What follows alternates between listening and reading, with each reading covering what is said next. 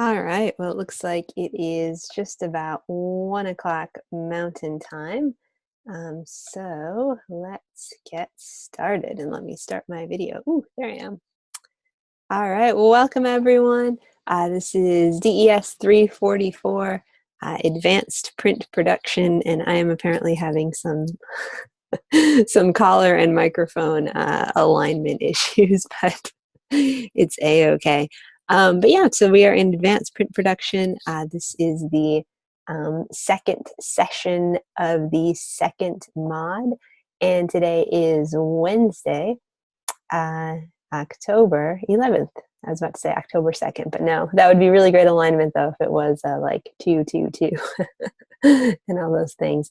But yeah, so hopefully everybody is having a good day, whatever it is for you, whatever day it is. For me, currently, it is a Wednesday, and it's a Wednesday where, if you notice in my attire, it actually is fall here. So fall has come to Chicago, which for me, big thumbs up. I love fall. I love cool weather. I love breaking out, all the layers and such. And I actually have a sister who lives in Colorado, and she said, I think 2 days ago, they were getting lots of snow. And so I was like, oh, it's even better. But we're probably not going to get snow, just rain. So, but yeah, so if you are somewhere where it is snowy, hopefully you enjoy it because it sounds like winter is coming. But if not, if you're somewhere where it's just, just general fall, that's cool as well. Hopefully you're enjoying that.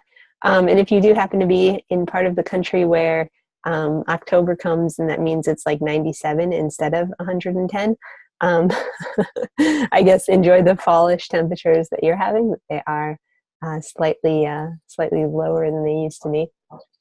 I have some good friends that live in Arizona, so I was thinking about that today. Like, wow, fall for them is 96, as opposed to triple digits that could have a 2 involved somewhere. But yeah, so anyway, welcome. Looks like we just got a student.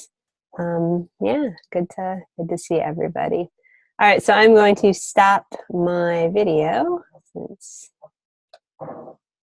we can jump in and start us into our session overall. So today is session 2 of week 2, which means that we are in the second week of class, which means we're about in our midpoint of the class.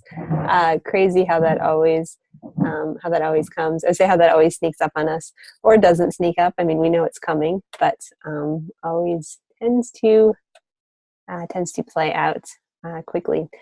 So kind of to that effect, late work.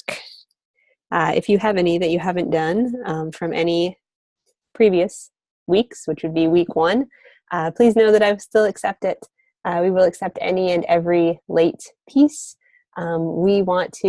We as in I, really want to see everybody pass this course because you all are, at the point where next year at this time you will not be here if all goes well, and you will not be here obviously in this course, but you'll hopefully not be in school anymore because you have graduated, not for any other reason of not graduating. But yeah, so make sure you're turning in work. You guys have come so far to, start not doing things now. So just think, like, it may be kind of tricky and it may be kind of boring, and you may be in kind of that slump, which I get because I have been in that slump many a time myself as a student. But it's just little steps, and even, consistent little steps, even if they're not, astronomical and amazing in what you're doing, at least they will get you going, and they will kind of keep you moving forward. And sometimes, moving forward is all you need. Like, we don't need to always, I know yesterday we were talking about the importance of portfolio projects. Portfolio projects are deeply important, but, sometimes just getting work done is the start. So if there's any way you can get work done, I know that I will be exceptionally open to receiving it. And that's a good first step. So you do want to be, professional, portfolio quality, whatever. But if you're not doing anything, then that's, not good. So just doing the minimum is a good place to start. And then we can kind of work together in that kind of form and shape from there. All right, so I'm sorry, I have quite a few tabs open that are a little bit distracting, but we'll close one so it'll be slightly less. So here's our agenda for the day. We are going to do just a quick review of color pathways and print, especially with regard to image resolution, which is something we started talking about in yesterday's session. And then we're going to talk about specialty finishes, and again, kind of what those are, how those shake out and such. And then we're going to talk about assignment 2, and then we're going to talk about assessment 2, and really how to think about doing those, kind of how to set it up, what to expect, all of that sort of thing. But before we do that, we actually did get one more assignment, that came in, and we're not going to look at it here. We're going to look at it here. And so I thought we'd just do a quick little round of feedback on it, just to make sure that, that everybody got, the feedback that they needed. Okay, so here is our first look at this. So one thing I want to point out, just from the get-go, is that this file, it looks good when you open it in InDesign, but you'll see that there are question marks on the images, as well as type that is highlighted. So basically, these question marks on the images mean that my computer, my InDesign, does not know what these images are, kind of where they came from. So this is an indication that this file has not been correctly packaged. So basically, when you have a file and you're working in InDesign or even in Illustrator, when you're finished, it's very important that you go to File, Package, and then from there, kind of go through the steps of packaging and doing things in the correct order. And the reason that that's important is because when you create a packaged file, it's going to actually gather a copy of all of your images that are used in your file, so that when somebody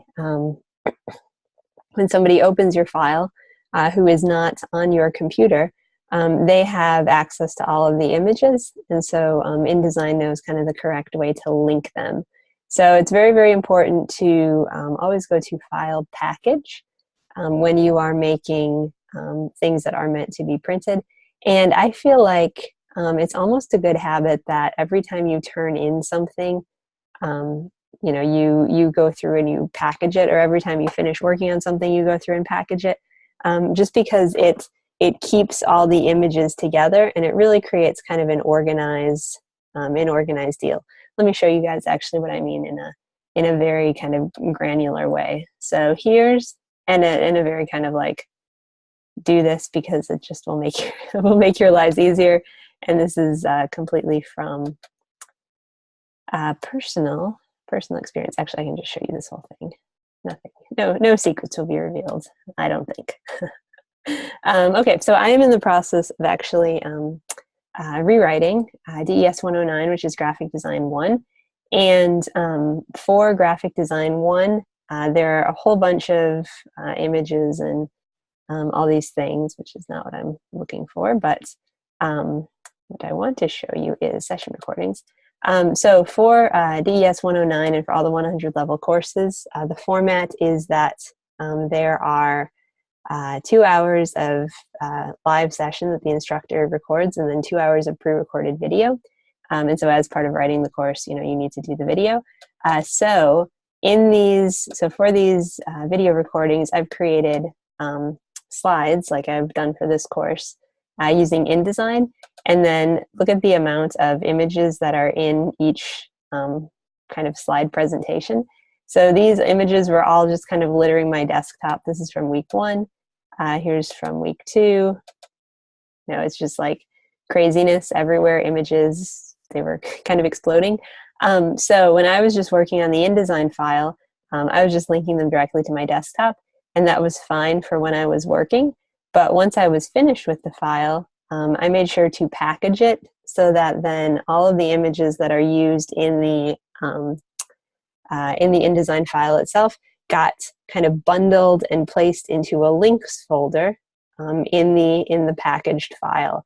And this is really good because it meant that I could then go onto my desktop and get rid of all of the, all the other stuff that was there, because I knew that the ones that I needed for the file were already in the packaged folder, and we were all kind of good to go. So packaging files, it's very good because it gives the printer access to your images, and it's also very good because it just helps you be organized. If you don't package, then you have to keep track of where your links are, and depending on how organized you are, that may or may not, be easy. Whereas if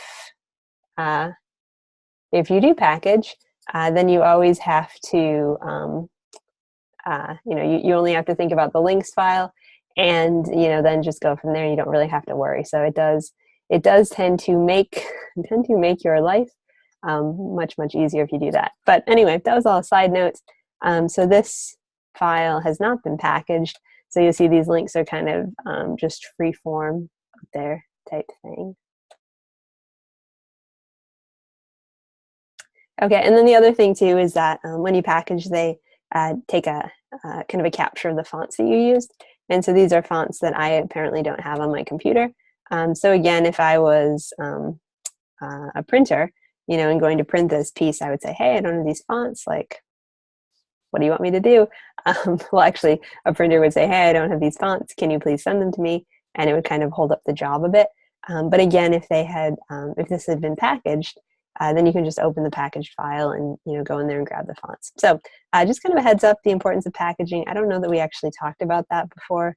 And so again, it's like titles, something I should have covered but did not think to. But yeah, so just from here on out, make sure that you're packaging up stuff. And then the other thing I was thinking of, just as I was looking at this overall layout, is I like how it's kind of separated in columns and rows and such. But I don't know if you actually need, both the horizontal and the vertical lines.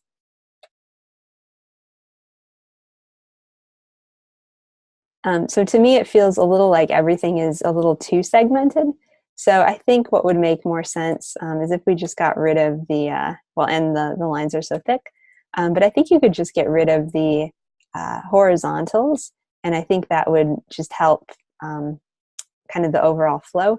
And what you might want to do too, which is what we did in where we showed, I think in another example, is just having kind of color bands as opposed to stripes, kind of leading your eye through. So you can see, this one we have here could also, cover this one. So it just kind of visually separates with color. And we could even dial this down to like 40% or something. So it's kind of even more of just like a hint, as opposed to being something that's quite so bold.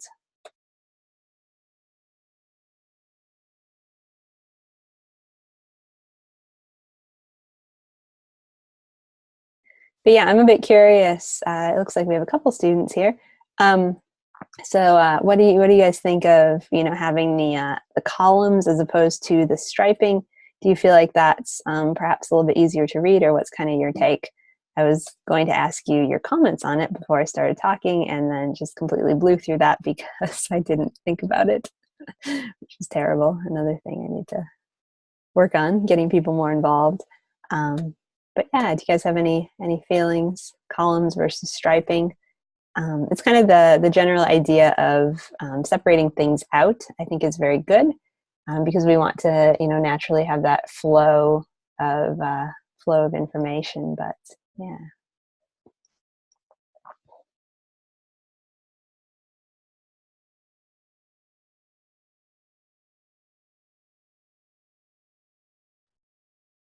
Okay, well, we'll see if anybody has any comments, but that's okay.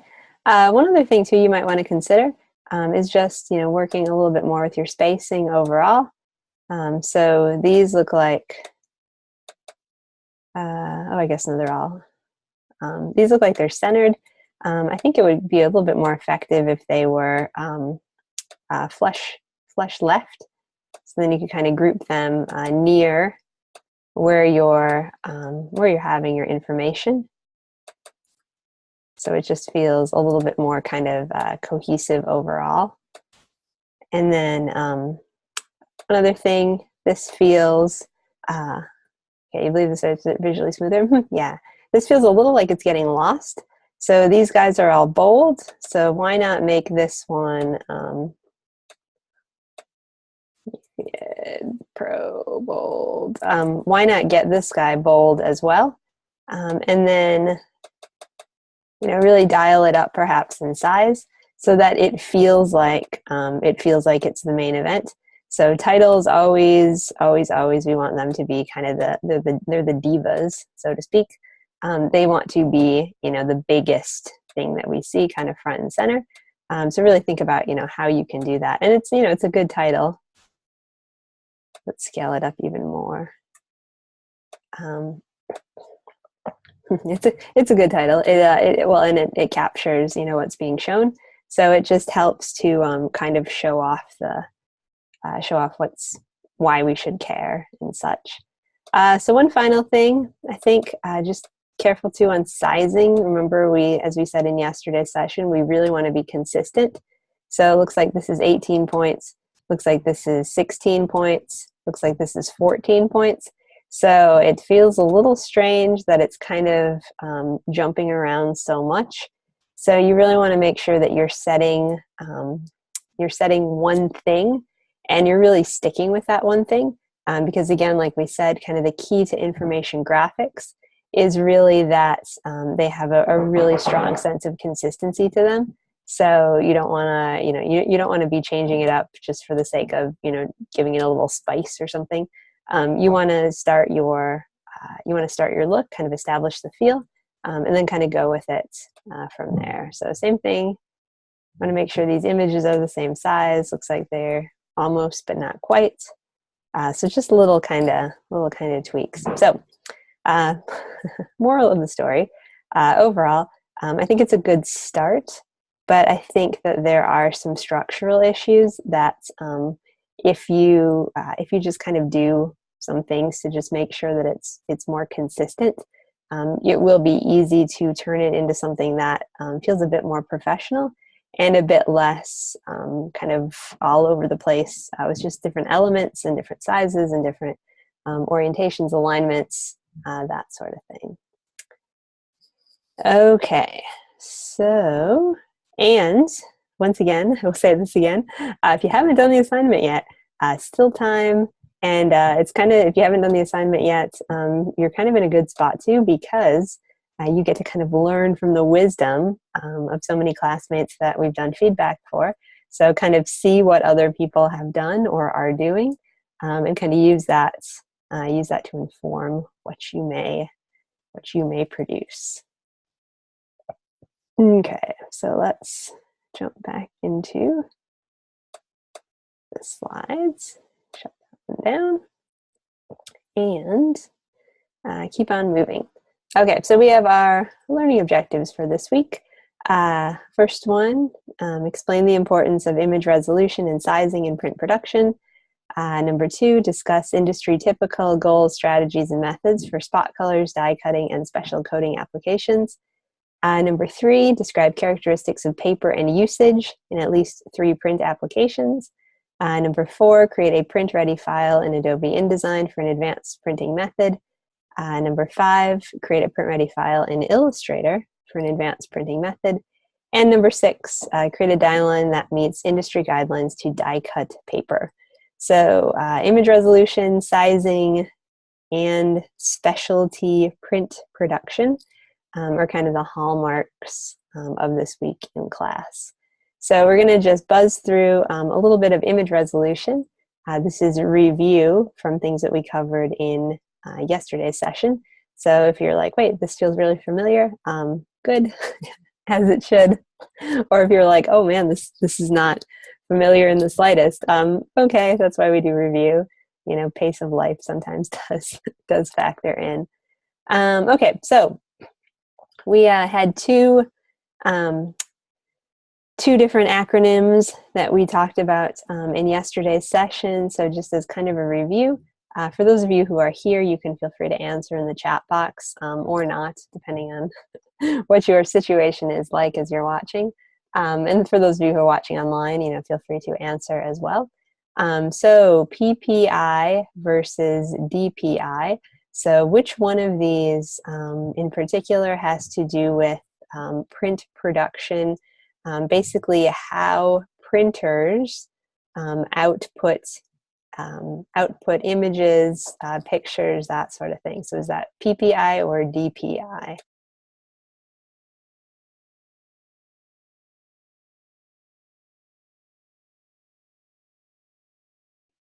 Okay, it looks like the chat box is saying DPI. Interesting. So if that is true, what does the D in DPI stand for? Do you guys know?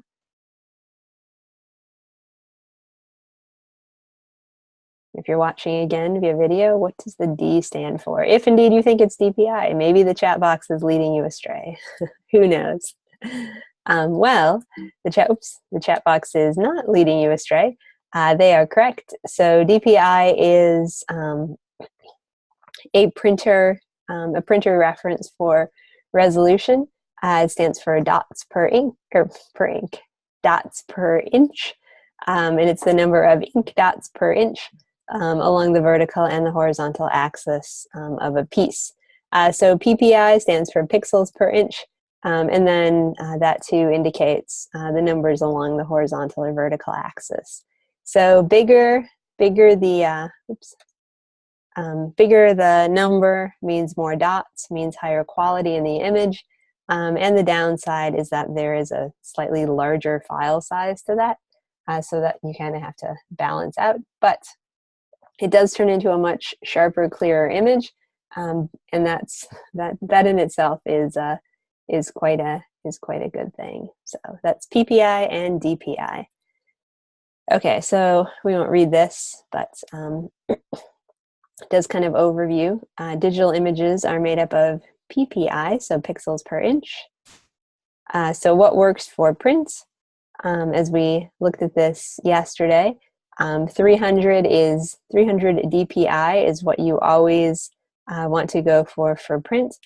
So here's another kind of quick kind of pop quiz question. So if you are at 300 DPI, what does that translate to in PPI? These are just the craziest acronyms ever to say quickly and repeatedly. So if you're at 300 dots per inch, what should you plan for when you're planning on pixels per inch? What is the mathematical equation? What is the thing to keep in mind? 300 to what?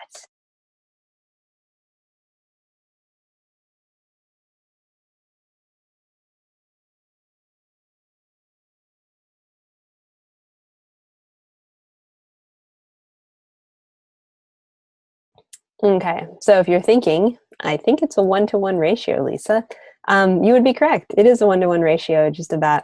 So 300 DPI generally translates into 300 PPI. So you want to have an image resolution of at least 300.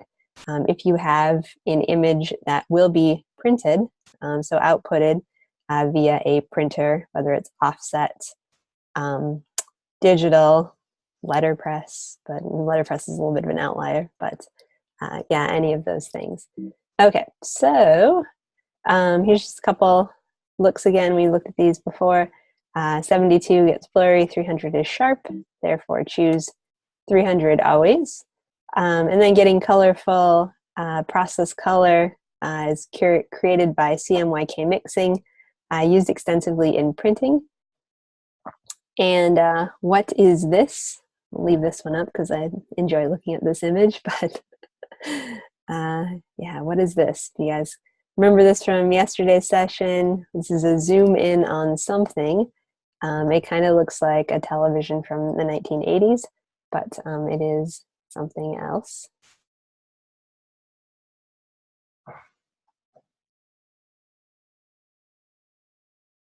Okay, so basically what this is a close-up, yes, a close-up on a print. Yep, a close-up on something that's been printed using process printing, so CMYK. So you can see all the little dots layered up on top of one another at different angles, and that is what shows you the picture essentially. So images are made up of tiny dots of pure color that are overlapping each other. The dots are different sizes and at different angles, and excuse me, when you see them all together, they really produce a cohesive image, which is pretty amazing, and also kind of cool that our eyes, you know, take something. I guess we have another pic. They take something that is essentially that, and we turn it into seeing a thing. Like, go us! How cool! How cool is that? That, you know, this is how our eyes and our bodies function, and also that somebody in their ingenuity was able to come up with a printing process that actually took advantage of visual perception, and you know, it works. It's a thing, and it's been a thing for a very long time. So pretty cool.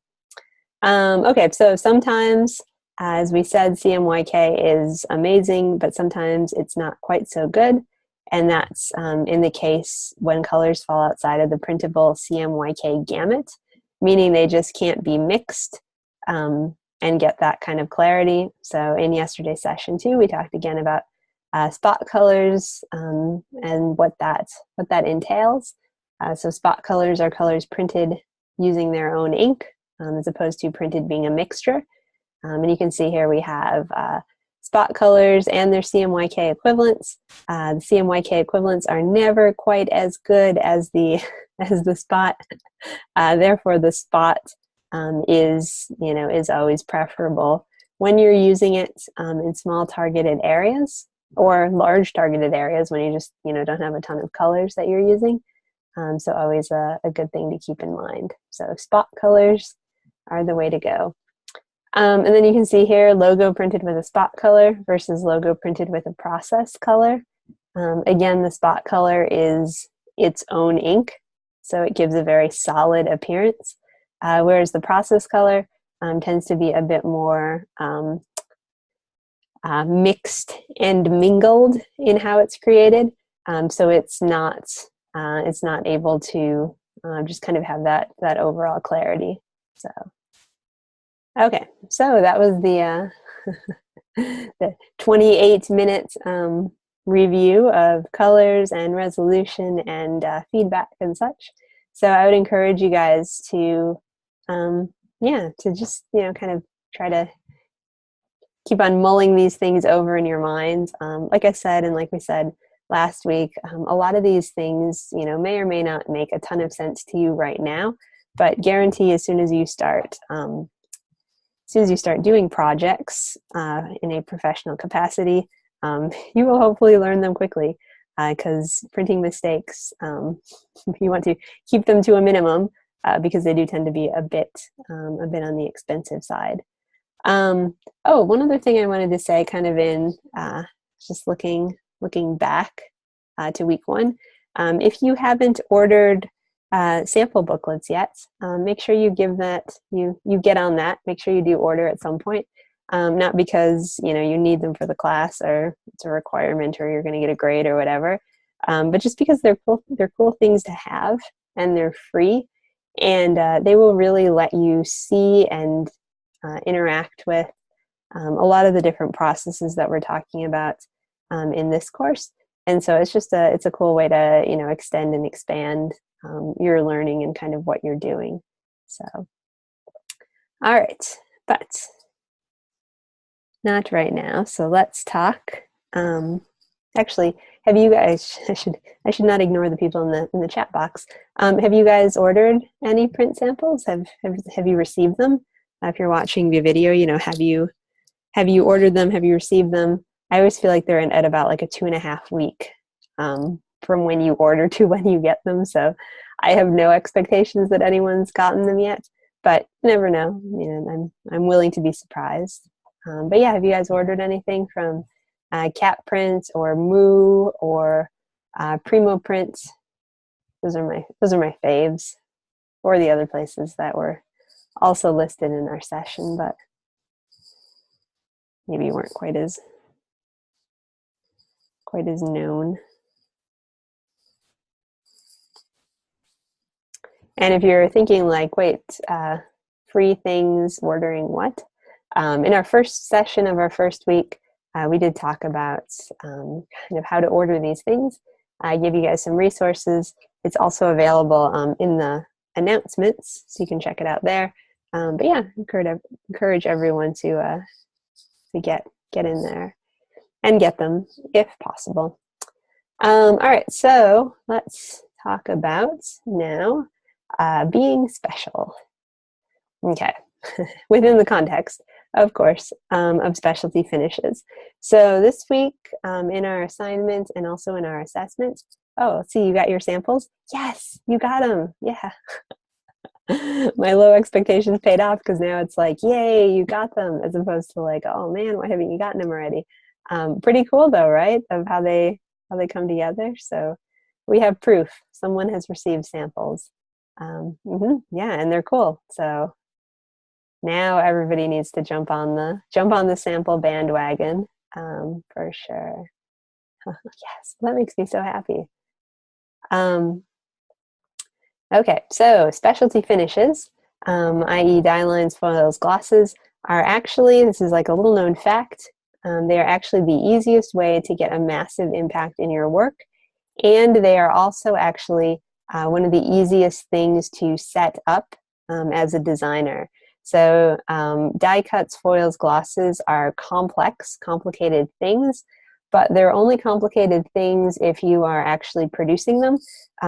So in the world of design, the printer generally does all of that. So all of these things are really great options for us because we don't have to put a lot. You know, we have to dream of the idea and then indicate it in the appropriate way. But we don't have to actually do the work, which is really kind of nice in a lot of ways, because you get a lot of big impact for, you know, not as much effort overall. I mean, you have to still of course do it the right way, but it's not nearly as complicated as it may seem. So we're going to go through and talk about what each of them are, and then I'm going to show some examples. We're going to turn on the webcam again and, you know, kind of further illuminate what they might be. Okay, so basically, a die cut is a cut/shape in a document. So a die cut is basically like kind of a hole punch idea. So it's a shape cut out of a piece of paper, and it works in creating it. It works a lot like kind of creating a giant stamp, or like a punch, like a hole punch, as I said. So die cut, a cut/shape in a document. Foil is going to be a metallic application in a targeted area. And it's important to note that foil is not metallic ink. So metallic ink is where there's actually like little specks of metal in the ink itself, whereas a foil is an application process where there's a sticky surface that's pressed onto the paper, and then there's a actual piece of foil that's pressed on, and the foil then sticks to the sticky surface and then gets peeled back and is only applied in kind of a targeted area. So it's a little bit more complicated, but it does have a pretty amazing look and feel to it in a lot of ways. So that's foil. So we have die, which is a cut/shape. Foil, which is a metallic application in a targeted area. Next thing we have is spot gloss, and that is a glossy spot application in a targeted area. So either some part of the image is made shiny while the rest of the image is matte, or some part of the image is made matte while the rest of the image is made shiny, kind of either or type thing. And then we have, oh, I guess that's all we have. Okay, so we're going to look at now 3 kind of examples of each of those, and we're going to turn on the webcam, so I'm going to show it to you. And the first one's going to be really anticlimactic, but it's okay. Mostly because, as I told you with the, learn about its humbleness, like I told you with the comb binding, not too long ago, I went on this kind of simplifying my life purge of getting rid of stuff. And I also got rid of the book that I had that was an example of die cutting. So I'm going to show you the very low-tech way of kind of what a die cut is. So basically, you can think of a die cut like this. You know, it's a punch. So this is a hole punch that actually is a heart. I don't think you guys can see that, but so when you're setting up a die cut in a piece of design, we're going to pull out a piece of paper just a second. So when you're setting up a die cut in a piece of graphic design, you have to give the printer the specifications for this little guy. So whatever's on kind of the end part of a hole punch, essentially, is what you need to design. And then they actually take what you've created, if it's something that's a unique shape, and they send it potentially out if it's, well, depending on, you know, they could make it in-house or they could send it out. I know my printer sends it out, but my printer sends it out to a metal foundry, and so they actually create, they, you know, heat up the metal, they create the mold for it, they pour the metal in, they cast basically the die, and then they give it back to the printer, and the printer uses that to kind of cut out, you know, anything that's printed. So how it works, just like how a hole punch does. So we just have the paper, and when the piece is going through the printer, there's an extra step, which is where the die is applied to whatever the printed piece is. And so, you know, it's just like a hole punch. It goes along and it does its little like punching thing. And then you end up with cutouts within whatever you've indicated, kind of hopefully in the right spots of where you indicate it. So that's why you have to be really careful that you have it set up correctly, so that you're not, you know, having the punch happen like in content or cutting off part of an image or something like that. But yeah, so ideally die cuts, simple way to think about it, it's a hole punch with a specialty shape. So this is like a hole punch with a heart. So easy stuff to think about. Okay, so next thing is going to be spot glosses and what that entails. And this is something I do have that I managed not to get rid of. But this is a book that I don't know if you can really tell because it's all kind of shiny. But this is a book of furniture put out by is a cooperative thing between a graphic designer and a furniture warehouse and a printer, and they just did all of these like crazy, and it's the worst book to show in a small webcam, but they did all of this kind of crazy matte and gloss work, and you can't probably really tell, so we're not going to spend too much time on it, but these pages are all super glossy, and then each page has something that like this is matte, so like this patterning is matte, and then the rest of the page is glossy. The back, this is if you were to feel it, which is again a reason why everybody should get their print samples, because this feels like rough, and then you come right here and it's super smooth. And so that's the you know, another interesting thing about glosses is how it kind of moves along. But I don't think this is going to show up at all, but that's okay.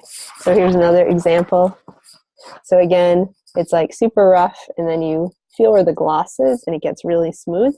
And so how they did that in design is that you just have to indicate, you know, where that layer of gloss is going to be applied, and it's just a really, really cool like feeling once it goes in, and it makes, you know, things that are admittedly a little bit kind of average common, like this is essentially a book of like tables and chairs and light fixtures, but because they are playing with like the print finishes, they really can, you know, instantly elevate what's going on and kind of just the overall feel of what's happening. So that's glosses. You can kind of see a little bit. So it's a little bit more shiny on the table than it is in that part, but super, again, super, super cool. And then last but not least, because I think it's my favorite of them, and this is a tiny card, is going to be foil. So you can see this is actually something that I had printed on moo.com, and it's got both a foil, and this is actually considered a die cut because it has a rounded edge, so it had a punch that was applied to it. But yeah, so you can see super cool foil, gives it that shine factor, and then this says chosen on it. And what you can't really see, but again you could feel, is you can't even really see it much because it's so bright, but this is raised, and that's, again, you can kind of hear it like scratches. That's a hallmark of foil applications, is that because the process itself is putting a layer that's sticky, putting a layer that's foil on top, running it, passing it through under high pressure, and then peeling it off.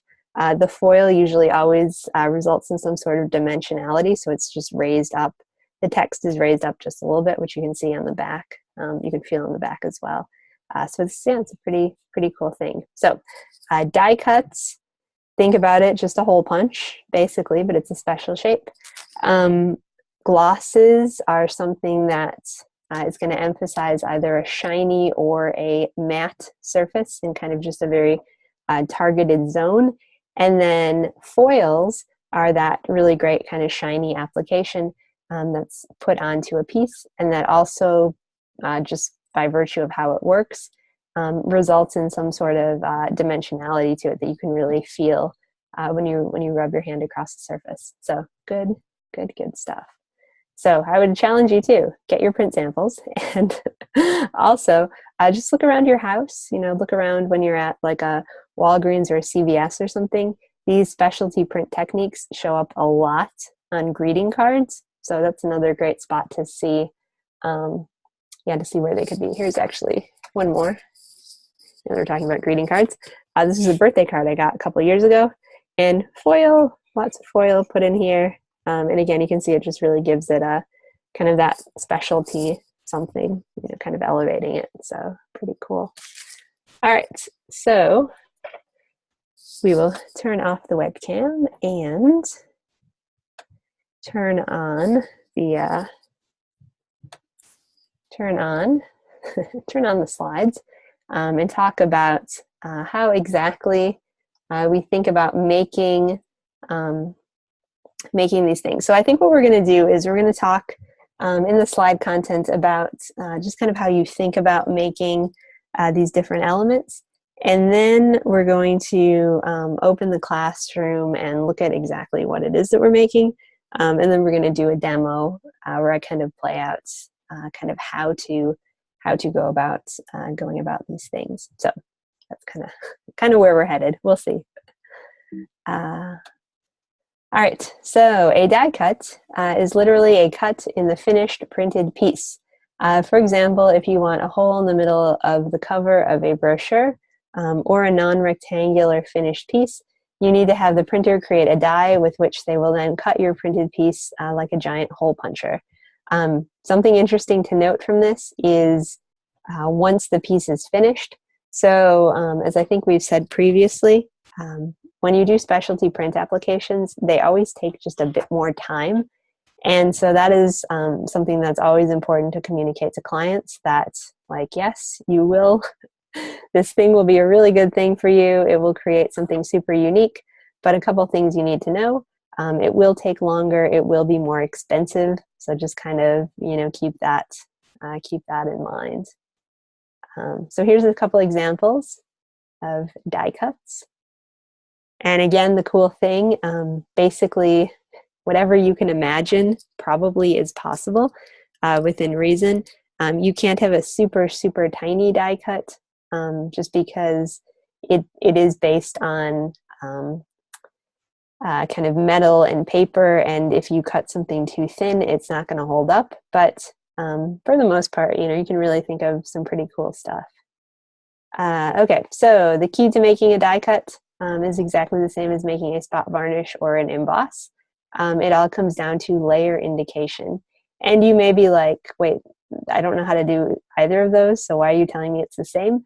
Don't worry, we'll get to it. And you'll see that it is pretty much kind of dead easy to come up with and to figure out. So it all really comes down to layer indication. And the good thing is, die cut does that, spot varnish does that, emboss does that. These are all specialty finishes that we're going to be doing for pretty much here through the rest of class. So it's good to know that once you get it down, you're kind of good to go. Okay, so super easy. So let's see how this actually works. So the point is that your printer is going to need a plate all by itself that shows exactly where the cut or varnish or emboss is going to be. So one important thing to note is that all of these specialty print techniques only work when you have a piece that is set to have process printing, so aka CMYK or aka offset printed. So any of these techniques are where you can apply the specialties. If you have a piece that's going to be digitally printed and you say, okay, I want it digitally printed and I want a spot varnish and I want a die cut or something like that, you have to make sure that your printer has that capability, because generally, well, it's starting to change slowly, but generally places that specialize in quick turnaround digital don't have the capability for things like varnishing or foils or something. But that said, places are starting to do it because they want to be competitive. So I know that Cat Print recently started doing foils. I know that Moo recently started doing foils and gloss. And I know that Primo Print, I think, does foils and gloss, but they also only do it on, like 1,000 run versions. So kind of an interesting dichotomy. And I think at some points digital will do it too, but the technology just isn't there as much.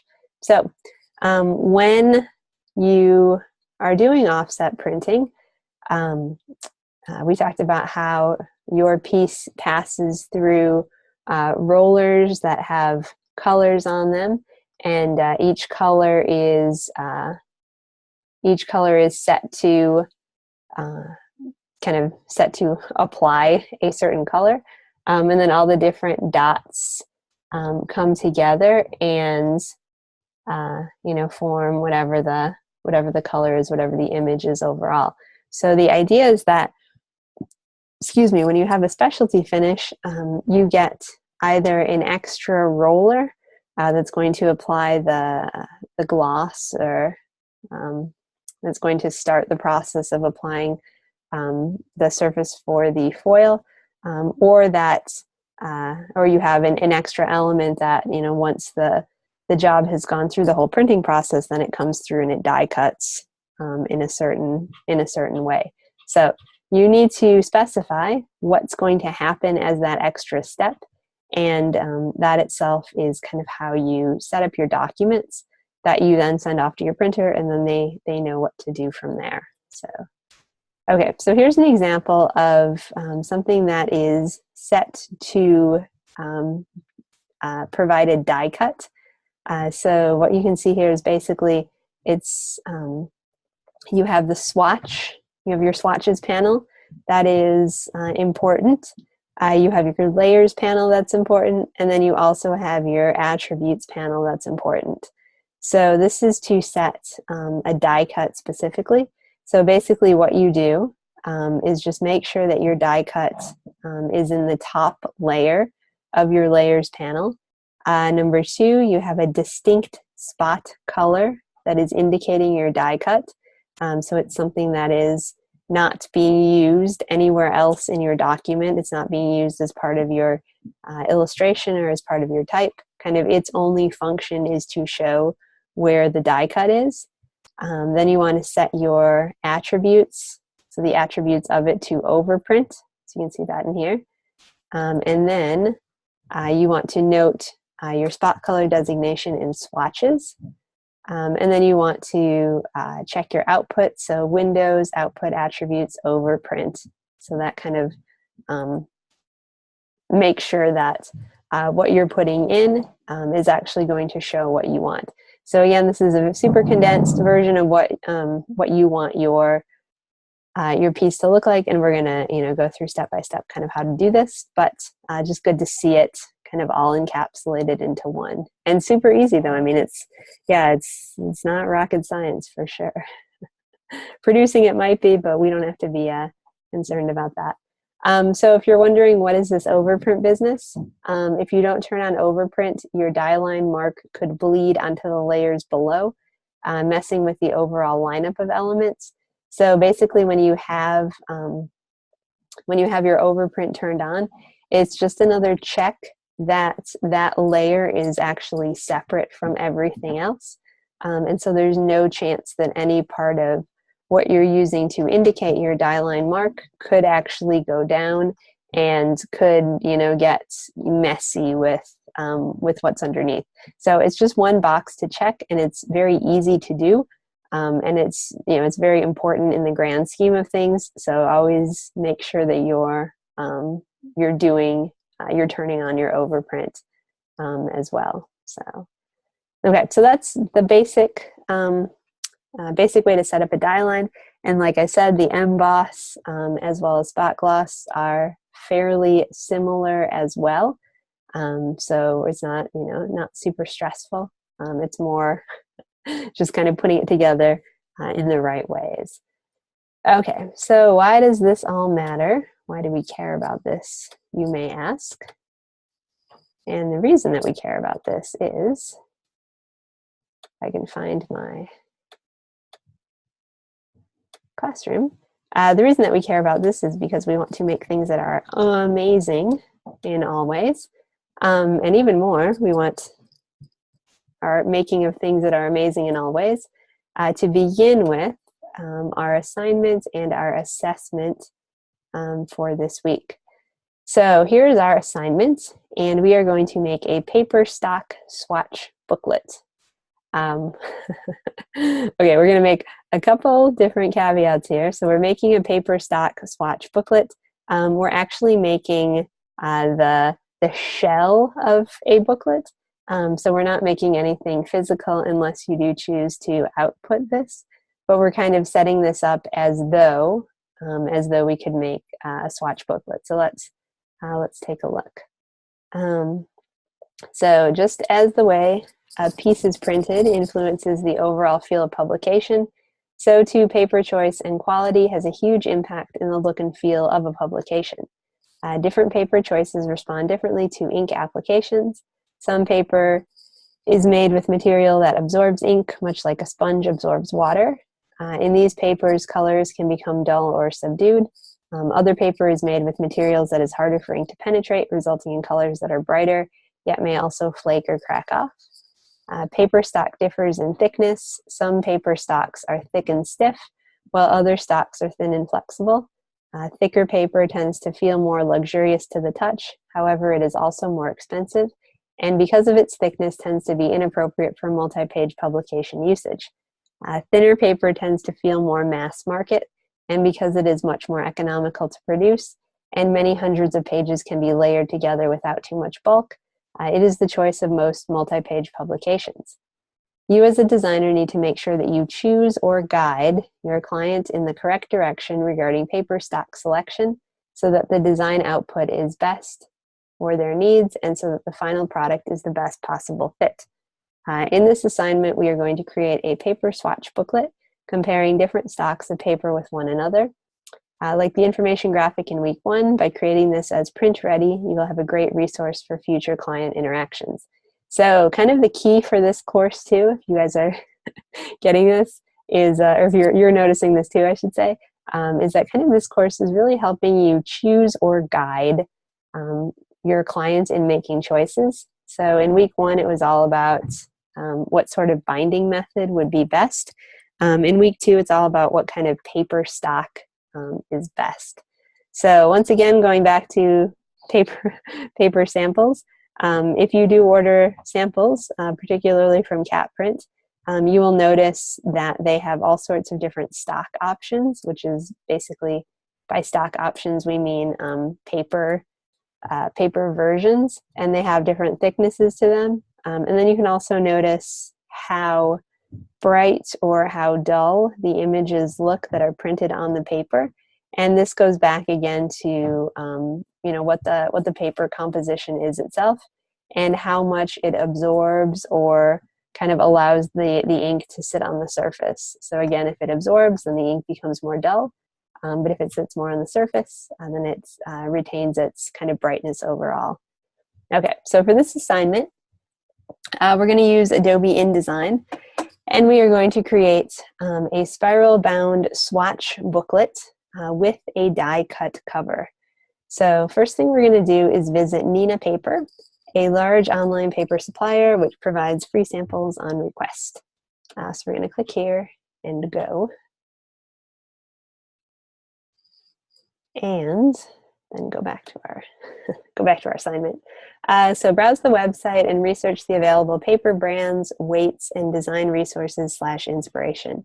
So this is kind of cool. We're gonna go back to this page, but if you once you click on the link, just click on Neenah and just see like what they have here, because they have so many cool things like premium soft touch papers, Pedal Soft. Wow, so cool. And then they also have resources, and they have blog. Their blog is called Against the Grain, and it's really, really, really cool. So here's drawing from a life in fashion. So apparently fashion design, masterful memo. So this is all just design, article, inspiration. Whoa, that's a lot of type. But just, something to browse around and look at, and just be inspired and see kind of see what people are doing, see what people are talking about. Here are different things to check out. Design Ranch AIGA. Ooh, kind of cool. So anyway, browse around a little bit on Neenah and just see what's there, because this is, how we stay inspired, how we get new ideas, and that sort of thing. All right, but we're going to just visit here for this assignment. All right, so browse the website, research available paper weights, brands, and designs. Next, identify 2 appropriate choices for the following projects. So resume, invitation, annual report, and digital printing. These choices will form the content of your swatch booklet. So you're going to have, you have 4 categories, and you need to identify 2 appropriate paper choices per category. So that's going to be 8 paper choices altogether. So how you kind of browse and look around on this site is you can see that type of product. They have all of these easy keywords. And so we're going to click on, let's do resume instead. So uncheck stationery, check resume, and it's going to show you these different types. And this is again where it's a little tricky, because you see it and you can't really touch it, but that's okay. So you can read about it here. This is Avon Brilliant White Smooth. So no cotton content, so that means it's not going to absorb quite as much. So this one's classic linen, and on some of these, if you turn up your screen contrast, you can see that it's got some texture to it. So that's a hallmark of linen. But yeah, so just kind of browse around here, see what they have, see what it looks like, and you can even do something like what's on page 4. Type that in, and and see what's there. And then hit the go, of course. Okay, so kind of interesting. So a couple things to note in, let's look at classic CREST papers. Just kind of what these numbers and designations mean. So W is the weight that the paper is in, and so the bigger the weight, kind of the thicker it might be, and kind of how that might work. C stands for cover, so you can have a cover stock in it, which in itself would be again a super thicker piece. So you can see here weight, 80 text. T stands for text as opposed to C for cover. So yeah, so higher numbers are weightier, they're thicker. That's kind of what that means. Okay, so natural white smooth. Okay, so you browse around these for a while. Let's say you think, okay, this would be kind of nice for a resume, something nice and white and bright. And we're gonna wait for it to load. So view complete product listing. So basically, as it is pulling this up, what you're going to be using for your oh, look at that, they're no longer free. Huh.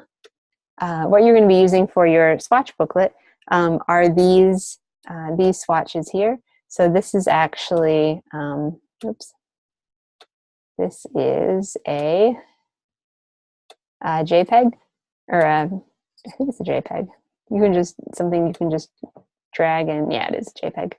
You can just click on drag to your desktop and have this be your sample. So what you want to do is, drag this as your sample, and then just make sure that you're writing down the different bits of information that you need to put into your assignment. So what I would actually totally recommend, because I think this would make a bit more sense, is gather your resources first and then go into InDesign and then put this together, just so that you kind of stay organized. So I'm gonna do that myself, take my own advice, and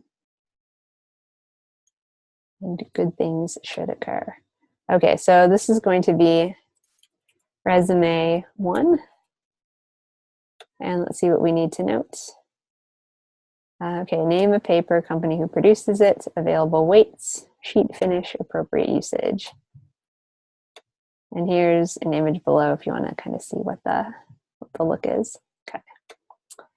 All right, so for first sample for our resume, we're going to do this paper. So name of the paper stock. So this is going to be, and company who produces it. So this is Classic CREST papers. And we're looking at Potomac Smooth. Available weights of the paper stock. So you can look here, weights, oops, 24W, 80T, so that's again text weight, 80 cover weights. So sheet finish, so you can find that here, it's going to be smooth. And appropriate use is going to be resume. Okay, and we know that we have that, oops. We know that we have that swatch on my desktop since I dragged it there. So let's just do my second resume as well. And I'm just writing resume 1 or resume 2, just to keep myself organized. Okay, so we have Classic CREST. Let's find something on page 12. See what that might look like. Ooh, AstroParsh. Gold, yeah. Who wouldn't want a gold resume? I would. Okay, so let's see our product listing. So again, for this assignment, you know, browse around. You can choose a different color if you want to. Ancient gold. Yeah, no, I like ancient gold. We're keeping that. Oops, oh, aged. Right, is this gold? Oh, yeah, okay. Okay, so second one that we're gonna do is Astro, oops, put that on caps. Astro Parche papers and ancient gold vellum. Okay, so weights it comes in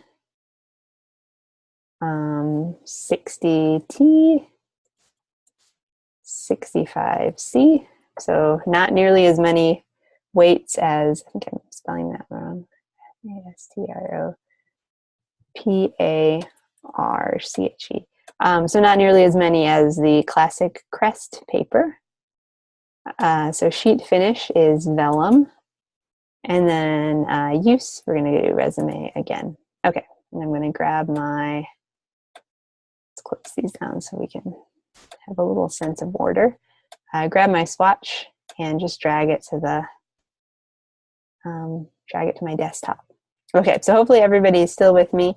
So you come into Neenah Papers, you browse around a little bit, you get inspired, and you check out the cool blog stuff.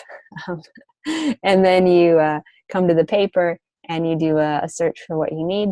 And if you have it big enough, let's go back. You should be able to see the different indicators on the side, and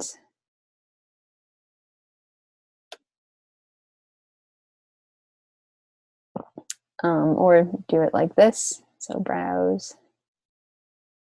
But yes, you should be able to see the paper selector, and then and then find it from that way. So, but kind of cool. Lots of stuff to look at. All right, so now we're going to look at the nuts and bolts of how to actually set this up. And if you're like, wait, why is she not browsing here? Check this out. It's pretty amazing. I have no idea what this would lead us to if we started browsing this way, since I don't have my Flash player engaged. But it looks pretty cool as well. So another way to find and explore papers. Okay, so next thing we're going to do is open up InDesign and start putting our booklet together. So we're going to create an 8-page 5x7 booklet, and each page must have a die cut space for you to insert a 3x3 paper swatch, which includes the following descriptions. So it's important to note that you are also going to have a front cover and a back cover. So it's 8 pages as far as the actual pages, and then plus the cover is going to be additional. So you're actually going to have 10 pages altogether. So when completed, you will have 8 pages total, in addition to a front and a back cover. Okay, so here is an example page of what your piece could look like. So you can see insert swatch here is basically going to go into the section where you would put the swatch. And then you would see these, you can see these little pink lines are essentially where the die cut would be. And as we said, a die cut's just like a punch. And then the different information about the paper itself. So we're going to open up InDesign now and close this down and get to making. Okay, so this is going to be 5x7. So we want to set up a new document, and it can be either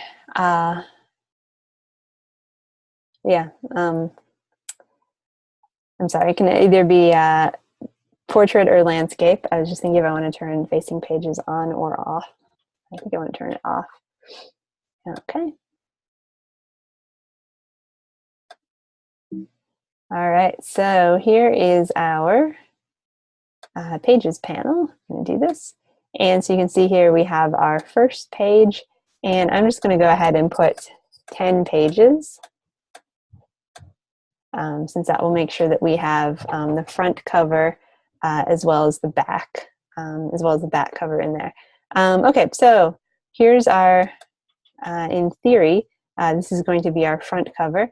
And what we're going to do is actually indicate our spiral line in a way so that it appears on all of these pages. So think to yourself, if you want something to appear on every single page, how should you do that? How should you show that? How should you indicate that? That sort of thing. So just kind of little mental checkup as far as using InDesign goes. So something that appears everywhere, where should we put that? And as you guys are thinking about that, let's just do a quick save as so we don't lose this. And 2. Okay, so if you're thinking master page is the place to put it, you would be correct. So we're going to set up a die cut, which is actually going to indicate where the punches should be. In theory, if this were spiral. So for a lot of spirals, you actually don't need to do this. Just when you tell your printer you want to have it spiral bound, they'll just naturally do it without having you set up the die cut. But let's pretend that this is kind of a specialty swatch booklet with a specialty kind of spiral application to it. So we're going to treat it as though it's a die cut, and then kind of just have that much more customization as far as what we're producing. So I want instead of just regular hole punches, we could do something really cute like little hearts. We're not going. Well, you could do it, but what I'm actually going to do is not that. I'm going to do triangles and see how that might look. And I'm going to do them here.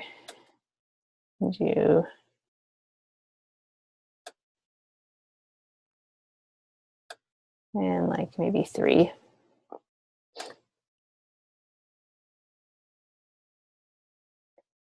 Ooh, do I want it to go this way? Do I want it to go? Okay, so this is all, you guys get to choose, make your design choices. This is your swatch booklet, so feel free to have as much fun as you want to. Okay, so let's look back again at our slides. Things to keep in mind when we are setting a die line or indicating where a die is going to be. So we need our things that are going to be die cut are going to be on their own layer, and they're also going to be indicated with their own spot color, and we want to set them to overprint fill. So what we're going to do is come back to our document. We're going to open our layers panel, and we're going to create a new layer, and we're going to name this just as it's labeled here, die cut layer. Same thing, we're going to use the same indicators, layer, and click OK. And what we're actually going to do next is copy these, delete them, and drop them in so that they're in the correct layer, which I should have done at the beginning, but did not. Okay, so next thing we're going to do is just make sure that they are filled in. And remember, we want to use a color that is going to be a spot color that we're not going to be using in any other application. So I'm going to just double click on this. So this is just like we created spot colors in last week's session. So just you got to choose a color that you're thinking you're probably not going to do, and you can leave this as like black or something if you want to, and then set the color at the very end. Like that's fine as well, but we're going to do it this way. Okay, so when we have our color, again, we're going to name it in our swatches panel, just like here, die cut spot color. We're going to do the exact same thing, die cut spot color. So just double click on it.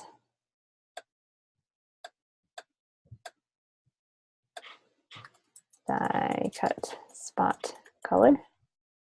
Okay, so this is giving our printer notification that anything that's in this layer and anything that's this color is something that's going to need to be a die cut. So good kind of heads up for our printer. Okay, so now we're going to go back to our cover, and what you guys need to do is just basically design this kind of however you want to with your swatch booklet. So your cover will need to have a die cut element on it as well. I think it's just the front cover. Yes, the front will need to have a die cut shape to further customize your booklets. You will need to place the element on its own layer and check the separations panel to ensure the final output is what you intended. So you're going to need to put a die cut somewhere on this front layer. So think about kind of what you want to do. I think I want to play with this triangle idea again. So again, if it's a die cut, it's going in the die cut layer. And we're going to indicate it with our die cut swatch color. And maybe we'll put, yeah, I guess actually that might work. So you have to remember that a die cut is a cut out. So you just want to make sure, you know, this space in between where these two cuts are, yeah, I think that would be okay in overall alignment. If it was something like, you know, you wanted it to be this skinny, it may not work just because it is a physical kind of punch, and so you don't want to, yeah, you don't want to knock it out. You need to have enough space so that it feels kind of logical. So you have to use your imagination a bit. So right now it looks like it's green, but really it's not going to be there. So, you know, how would you deal with that? Okay, and then we're going to have, just like any other title or any other cover, something I forgot to mention last week, but we want to give this a title, Paper Stock Swatch Booklet. Use something other than Minion. Let's use this one. Oh, that's completely unreadable. Okay, let's use this one, but in a way that is more readable.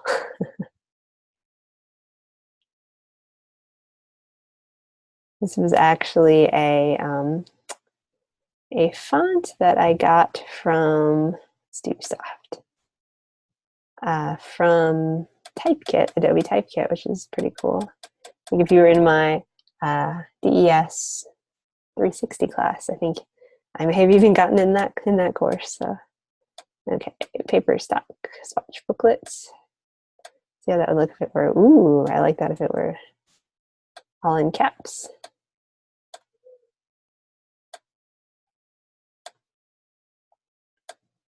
What kind of would be cool is that if we even had, I don't think it would work though, if we even had this be a die cut, so that Paper Stock Swatch Booklet was like cut out and you could see the stock through it. That would be super cool. I don't know if it would work though with the, well, I know it wouldn't work because it's such a thin line. You have to make it bigger. But anyway, kind of a cool thing to think about. Okay, so we're gonna have this as our cover. Maybe we're going to center it just so it feels that much more visually aligned. Okay, and then we're going to go into our first page. And here's something that we actually might also put into our master pages because it just might be a little bit easier. And that's going to be the whole layout for how we're going to set all of our type and set our swatch and stuff. So it says here, don't copy. This is just an example.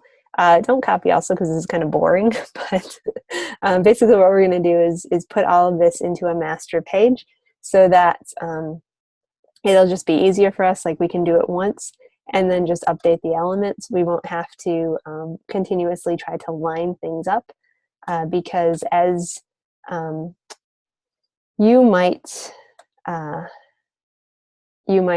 remember, anytime you try to like set things in the exact same position, you almost but not quite do it. So easier sometimes if you just put it in the master and then go from there.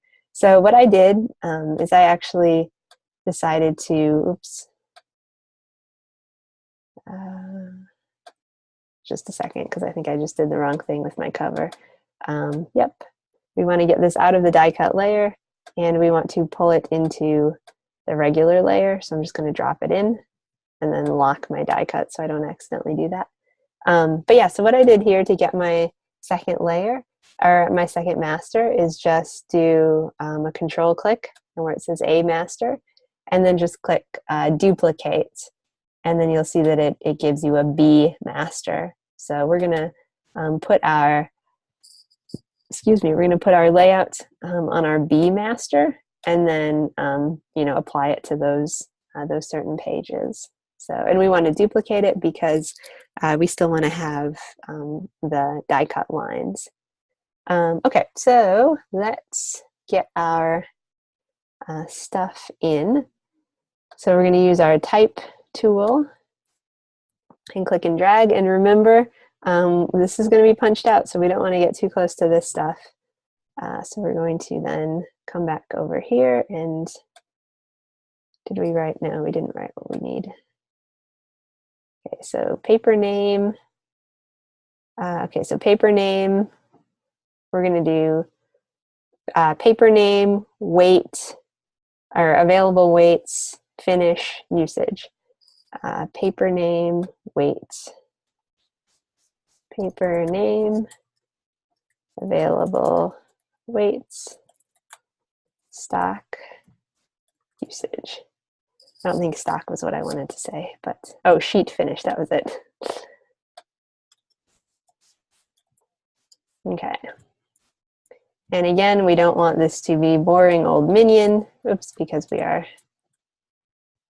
we can do so much better. Let's go with, let's do Futura. I'm kind of feeling Futura. Okay, let's do medium. Do we want that? Yeah. Okay, and let's space it out a little bit. We want this to go to optical, so it just lays out a little bit better. And then here's where we're going to grab what we already wrote. So this is going to be the first one. Copy, paste, get rid of that extra formatting.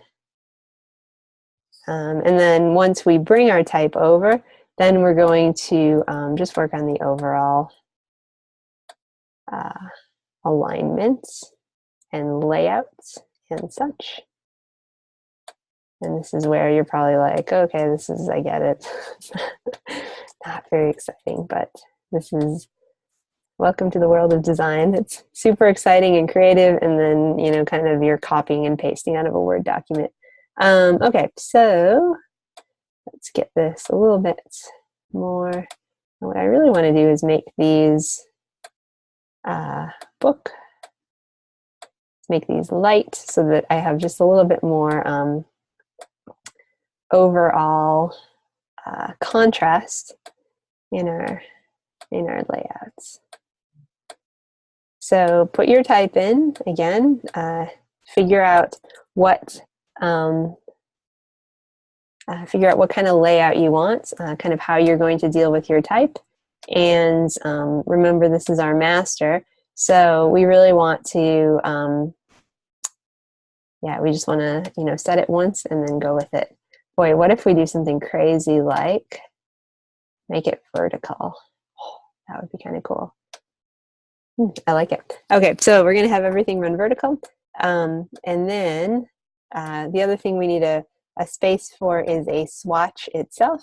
So a 3x3 paper swatch. So we're going to need a spot for that guy. So what I'm going to do is just create a rectangle, click once, 3in by 3in. So this is what it's going to look like. This is what we have to. This is what we have to plan for. And I am going to fill it with a color. Maybe we'll fill it with black, but then have it be like 20%. So this is, the swatch is going to go here. And then the last thing that we're going to need are just little cutout lines so that we have a spot to kind of slip our swatch into. And we can, it doesn't really matter how we indicate those, or I'm sorry, it doesn't really matter what those are. It just matters that we indicate them in the correct way, and that there actually is a space for this to get put in. So this is going to be another thing that's going to be die cut. So we want to put this in our die cut layer, and then we want to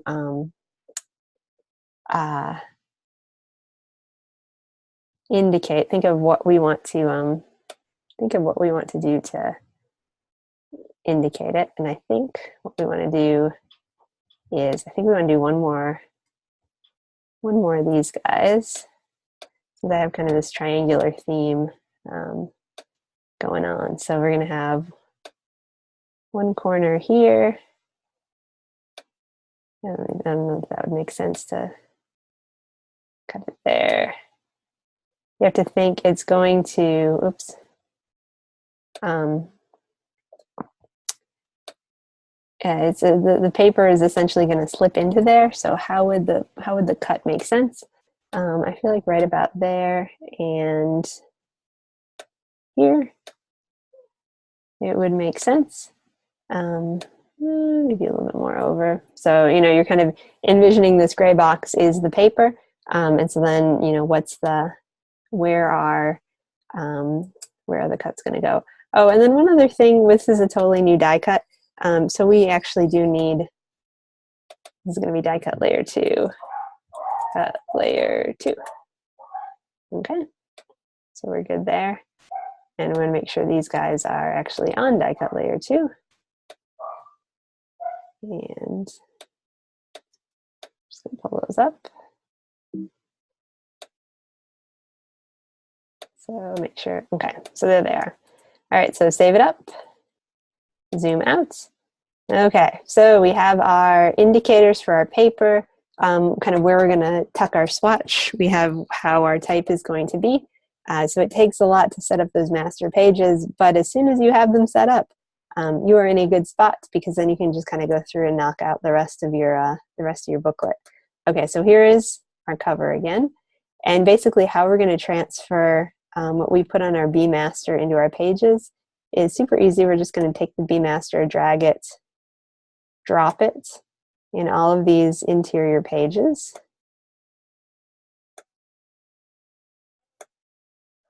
Drag, hover, drop. And we want to do it everywhere except the last page. So again, this is going to make our lives easier because we don't have to bring each of these elements into the page. Okay, so this is what our document's going to look like. Fabulous. Okay, so the thing that's not so fabulous is that we are going to have to change up what is in each of these boxes. So because it's on the master page, like we can't click on it, we can't select it or anything. But the way that we do it is Shift Control click, or I'm sorry, Shift Command click, and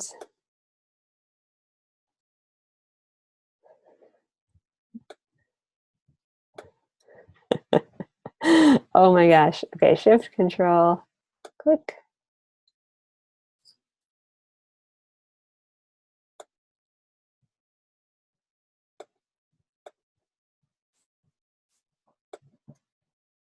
And now would be the optimal time for me to remember how to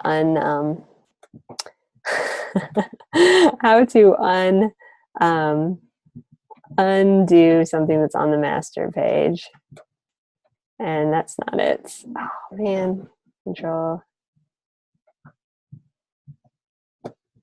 It's not paste in place. If you're a chat box student and you remember how to undo a master page, it's been a while since I've done this, and it's probably becoming completely obvious because it was all so good. Command Shift click. Am I locked? Maybe that might be the reason. Oh, look at that, I am. Oh, there it is. Okay. Well, that was deeply embarrassing, but it just goes to show you got to check to see if your layer is locked or not, because if it is, you can try unlocking it till the cows come home and it's not going to work. But good news is, if you do it the right way, okay, so um, when you're, okay, so you have your master page here, it's replicated. Shift command, so you hold down your shift key, hold down your command key, you click once, and it unlocks the layer from the master. And so what you can do then is just double click and go through and update your type. So we're gonna do this one. So again, what we're gonna do is just drop it here. Maybe extend this just slightly so we can get vellum in there. And hit enter. And then available weights, copy this and paste it here. And then sheet finish, vellum and resume. Vellum, okay. So the other thing we're gonna do is just put the example JPEG that we downloaded here, just so it would again kind of show you what it might look like. So everybody can join me in saying that we're going to do Shift Command click onto this box and then go to File, Place, and grab our swatch, click Open, and it should put the swatch in there. And just resize it a little bit if you want. And if we want this to be at 100%, you can really see it. Kind of cool. Okay, so you're just going to go through and do that with all of these. So just a reminder, we have them all in our master pages. So we're going to Shift Command click to kind of unlock them, and then to then adjust whatever the information might be. Okay, so when you get to the end, this is going to be your back cover, and you really don't have to do anything on the back cover. But if you want to, you can certainly put in a text box, or you can, if you want to put in another die cut or something, that's going to show up there. Okay, so kind of the key things for this paper swatch booklet to remember are that you have separate layers for any element that is die cut. And then also, I guess this is something I should do as well, that you have a die cut spot color that's listed and it is unique, and it's not being used anywhere else within your documents. It's only being used in the die cut element. To kind of aid us in just making sure that we have a clean swatch palette, is we're just going to click here and go to, so this is the 3-line menu on our swatches. We're going to go to select all unused. It's going to select everything and then just click the trash, and that guy can go in there. I don't know where this is being used. Let's just get rid of that in case it was somewhere creeping along. So this is ideally how we want our swatches to look like. So for grading for this week, when I get your files, I actually am going to grade from your InDesign files. So make sure that they are set up in this way, so that they have, so that you have a clean swatch panel, and so that you have a layers panel that's clearly indicating where anything is that might be die cut. So it's just a clean and neat interface overall. So yeah, looks good. Okay, so what we're going to do as our final step in this whole shebang is save it one more time and then come up here to File and Package. And looks like one link found uses RGB color space. That's the paper swatch, that's okay. So we're just going to ignore that and hit Package, Continue, and Package, and OK. And it's going to do its thing. And then when your printer gets it, excuse me, in theory, when your printer would get it, they would get it and be able to see that you have your different elements, different bits and pieces indicated, and they can kind of go from there. All right, so that is the assignment for this week.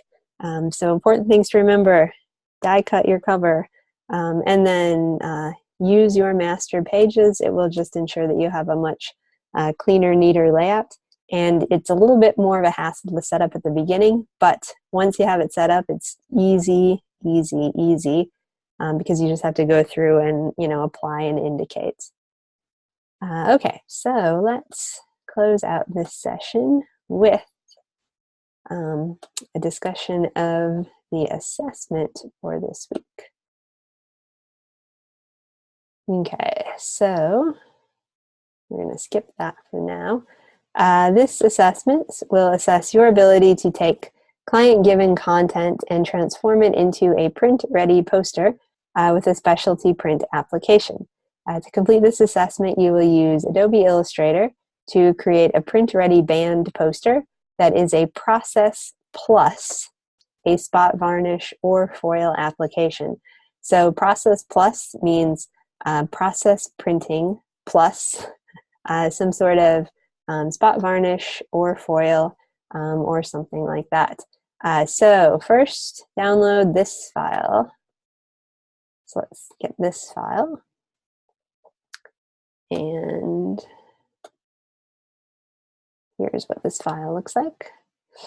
So you can see here, Cloud Sunbeam is the band name, and they are your client who has hired you.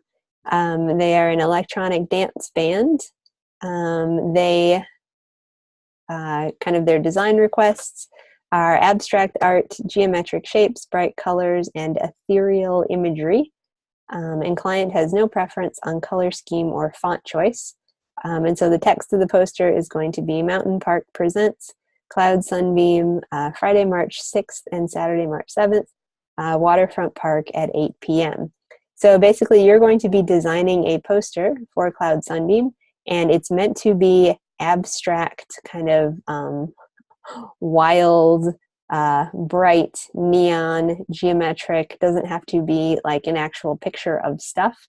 It can really be kind of an abstract-y art piece. And it's very important that you note it's abstract. It doesn't have to look like anything. In the past, students have really struggled because they've been trying to draw suns, or they've been trying to draw clouds, or they've been trying to draw music notes.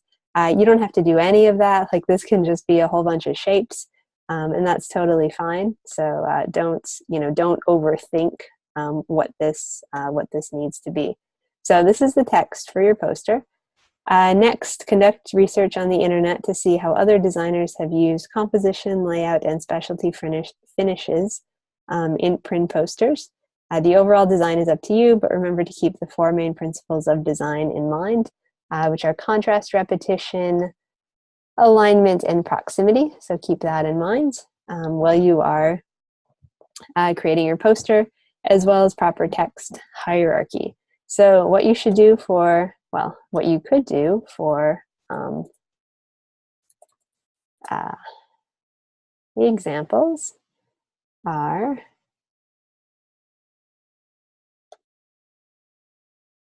actually, why did I stop sharing? Well, let me type something in before I start sharing abstract art. I was going to say you can go to everybody's favorites. And by everybody, I mean me, everybody's favorite site, Pinterest, and just do a search on kind of abstract art. So kind of like whenever I have clients that request something and, they have certain keywords, I tend to always like go to a website like Pinterest and just think about, type in kind of those keywords and just see what sort of things come up. Just to kind of get my mind thinking, like what could I possibly do? What's kind of spurring my imagination kind of thing? Like what could it be? So this is, an option that you could do. And then look at these things that tend to be a little bit more geometric. Since you will be working in Illustrator, you can kind of, perhaps geometry is a bit easier than, something that's fully watercolor, but whatever, kind of up to you, whatever your design process is. This is super cool. Love that. And I'm definitely on a triangle kick, so I guess that kind of works. Okay, so anyway, do some research. Okay, finally create a poster in Illustrator that is 11 by 17. Be sure to include process colors plus at least 1 spot varnish or spot foil. Okay, so we're going to go into into Illustrator, and 11 by 17, get this poster going. So if you're thinking, whoa, how are we going to indicate, how are we going to do this specialty finish stuff? Just remember, specialty finishes are kind of the easiest, well, one of the easiest things to do, because you really just have to indicate where they're going to be, and then the printer does the rest. So it shouldn't be a stressful thing. It's more like try to think conceptually about this. So really think, what would be cool if it was shiny? What would be cool if it was a foil? What would be just a cool extra something in this? And how could I put that in? So we're going to do new document. Inches, we're going to do 11, 17, CMYK. We want to make sure that that's set up. And we're actually going to set bleed for this, which we haven't done before anywhere. But this, I'm thinking I might do full bleed on this, which means we need to put a bleed in. So bleed is going to be 0.125, and that should be on all sides. So just kind of note that. All right, so we're going to do create. Oops. And we're going to save this right away so we don't lose anything.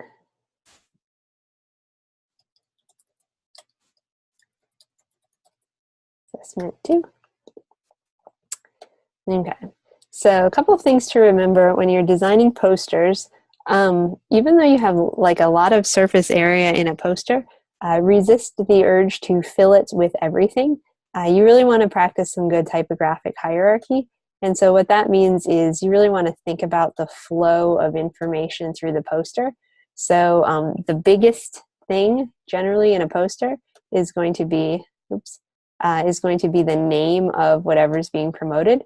So in this case, that's going to be Cloud Sunbeam. So what you need is Mountain Park presents Cloud Sunbeam, Friday and Saturday Waterfront Park. This is the only text you need. So really think about how you can kind of navigate and kind of align the text so that you can create almost like a visual roadmap for your audience to look at. So you want things to pop out. You want things to really like jump out and look interesting. And you kind of want, you want things to kind of flow together in an interesting way.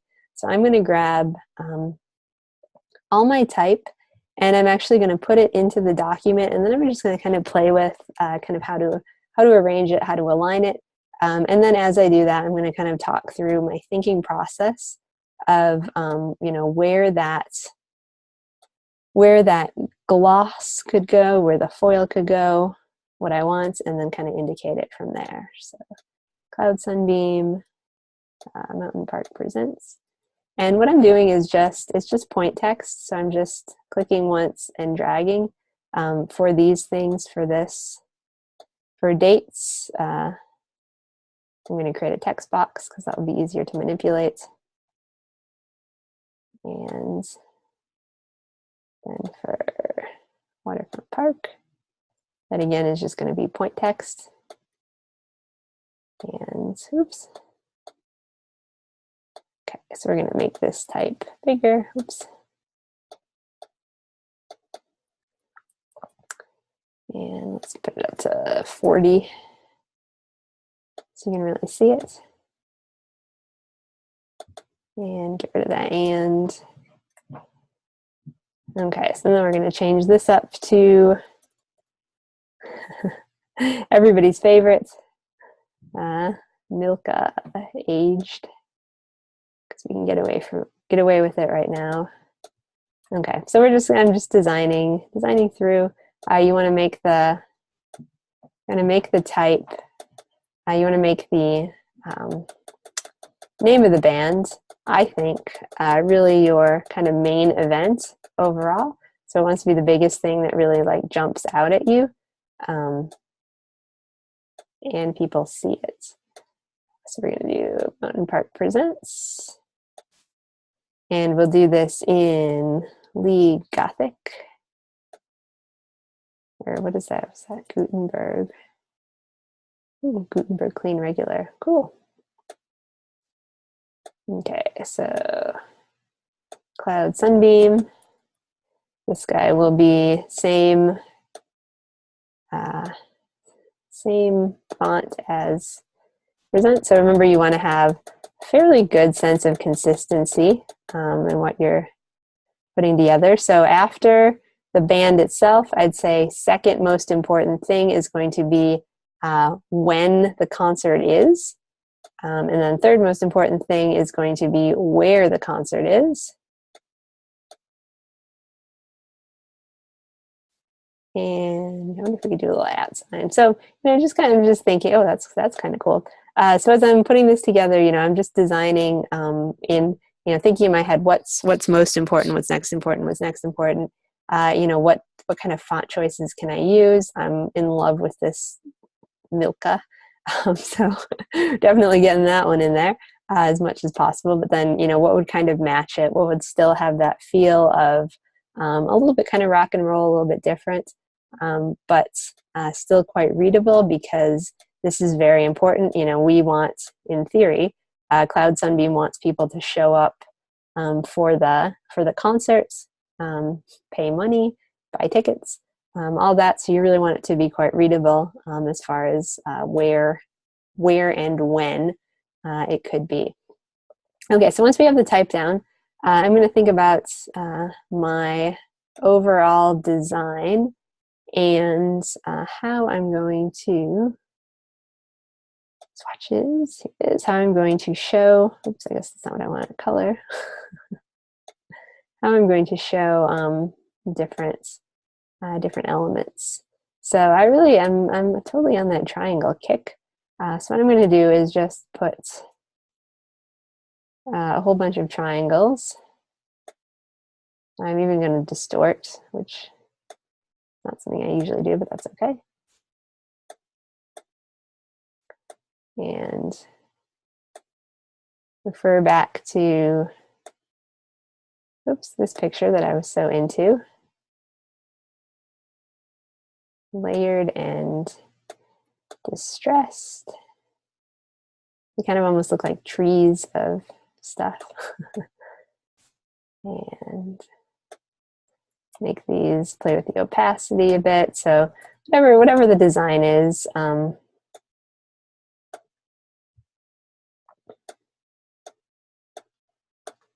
again, this is something that we're going to be revisiting this is kind of going to turn into a cumulative project.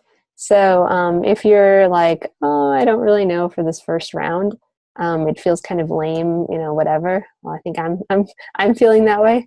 So if you happen to feel that way too, it's okay. No, but if you, in all honesty, if you do feel a little like, I don't know about this, just know that this is the first round. So we're going to have lots of time to kind of play with and do feedback on these and all that. So don't get too stressed. Okay, that's kind of cool. Ooh, I like where this is headed. So, just design away, put your background, change up your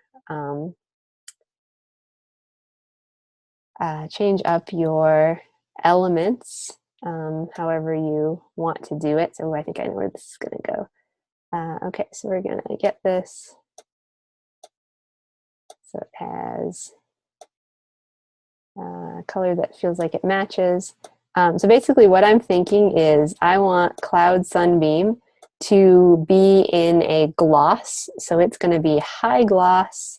The words themselves are going to be high gloss, and that's the only thing that's going to be glossy on this poster. Everything else is going to be matte, and this is like, it's going to look rough and it's going to look pretty awesome. So how I'm going to do that is, I'm going to leave the rest of it as is, because I see we're running well, we're not running out of time, but we're coming to the end of our piece, and I want to make sure that you guys know how to indicate these things. So we're going to come to our layers panel and open that up. So just like with our die cut, we need to indicate on its own layer what's happening with our specialty finish, kind of where it's going to be and what it is. So like I said, what I want to do is I want to have Cloud Sunbeam be my gloss layer. So the important thing to know is that I want it to be both pink and have a gloss. So it needs to print the pink, but then it also needs to print the gloss over where it's going. So how I'm going to do that is I'm just going to, create a new layer, and I'm going to rename my layer 1 CMYK background. And then I'm going to name my layer 2 spot gloss. Okay, so I'm going to take my cloud sunbeam and I'm actually going to copy it. That didn't work. I'm going to take my cloud sunbeam, I'm going to copy it. I'm going to come into my spot gloss layer, I'm going to paste it, and I'm going to make sure I put it exactly over where it is in the background. So here it is on its own layer, and then the final thing I'm going to do is just select it and bring it to 100% black. So K is at 100% and C, M, and Y are at 0. And that's how the printer is going to acknowledge that this is indeed the spot gloss. So it's on its own layer and it's represented with K100, which is a fully saturated black. So if I turn on this regular, if I turn on the background layer and turn off the spot gloss, this is what's going to print, just regular print, and then it's going to have this be the shiny above it. So it's a little tricky to, kind of conceptualize because you have to use your imagination in so many ways. But this is, just think this is the regular, and then anything that's indicated in here is going to be the gloss. So just this layer, it's totally independent. So let's say if I wanted to do, one of these triangles glossy as well. Same thing like we did with the die cut. So we're just going to create another layer, and we would just call this one spot gloss 2. Oops, gloss 2. And then take, whatever we wanted. Let's say we want this guy. Paste it into this layer, exactly wherever we want it. And then we want to do K100, 0, and 100, and 100%. And then, is that really over top? I don't think it is. But yeah, okay, so you can see that's another spot gloss. So just they need to be in their own layers, and they need to be indicated with full black. And that's basically it. Like it's so crazy how easy it is, but it just has such a big impact. I'm actually going to get rid of this because I think this is not working, and it's going to bother me enough that we just need to get rid of it. But yeah, so super simple. So you make your poster for the assessment. Just think abstract is better. And then you indicate either where you want your spot gloss or where you want your foil. And the indication is exactly the same for either one. So you just need to write in the layer itself what it's going to be, and then it will show up. So you just have to note it, and you have to separate it out. If you don't separate it out, then things get sticky. But note it, separate it out, and you are good to go. So what we're going to do now with this is just do a quick save. And then we're going to go to File, Package. And you'll see it's going to tell you location and such. And then you just click Package. And click OK. And click Show Package just to see what it is. So here it is. You'll have this AI file. And then you'll have fonts. You'll be able to see what it looks like. And then you just also want to save it because Illustrator doesn't do it naturally when it packages. You also just want to make sure you're saving it as a PDF. So Adobe PDF, and there it is. Save. And let's save it as high quality print. and save. And it's going to do its thing. And if all is well, we should have assessments. Here it is. Our PDF with the look and feel to it. So, and if you want to, you could always separate it out as well. So turn this off, and you could save this as gloss layer, and that would then, oops, unknown error has occurred. In theory, it would work. Gloss. Just name it gloss and see if that would work. Oh, man. All right, well, in theory, you could save it as well, and that would just show the separation. But for my purposes, for this assessment, I'm fine if you guys just save it in one, and then turn that in. So let's see if we covered all bases for this. 11 by 17, process colors, at least one spot varnish or spot foil. Yeah, and so you indicate it exactly the same way in the layers panel, and you should be good to go. All right, well guys, looks like we are just about out of time. So thanks again for a great second week of class. Hopefully everybody's feeling kind of excited to dig into these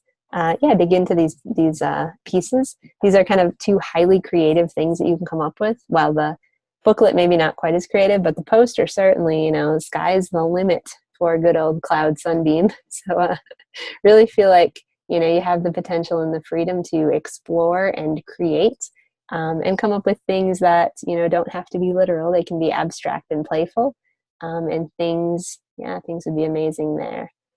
All right, well, as always, if you guys have any connections, any questions, you need me to connect you with any information, I would be more than happy to do so. So just reach out, send me an email, whatever. And otherwise, I will look forward to next week, where we will continue to develop these ideas, continue to develop our pieces, and to just explore the potential that is in advanced print production. All right, well, thanks guys. Take care. Hope everybody has a great rest of the day, whatever day it might be for you. All right, see you later, guys.